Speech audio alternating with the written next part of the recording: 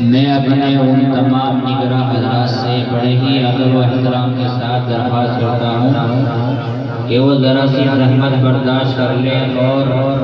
طلبہ عزیز کو خاموشی اور اطمینان کے ساتھ بٹھا لیں۔ آپ کا پروگرام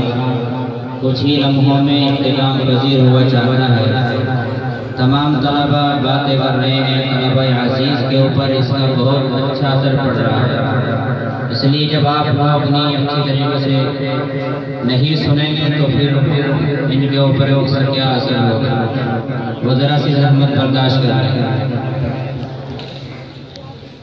فرے سونگ کے اندر کل مصاحب جو تعداد ہے وہ 7 ہے، تو میں فرے سونگ کے مصاحب نمبر 1 سے دعوت دے رہا ہوں کہ متشریف لائے اور سامعین کے سامنے اپنی تلاوت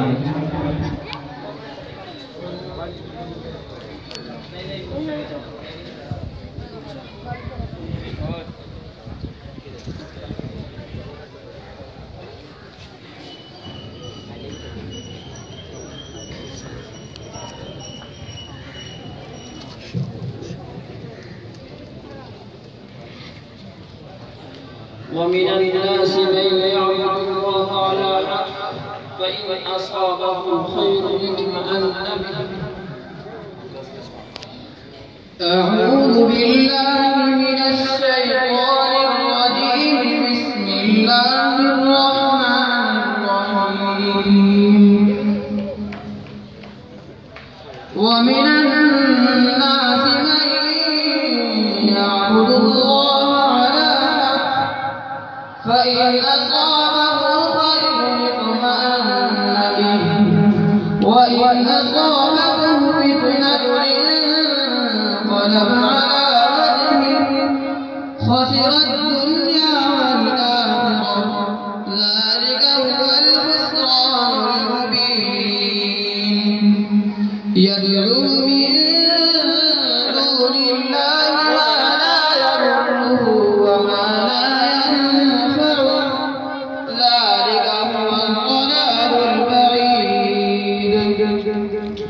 يدعو لمن ذره أقرب من نفعه لبئس المولى ولبئس العشير إن الله يدخل الذين آمنوا وعملوا الصالحات جنات تجري من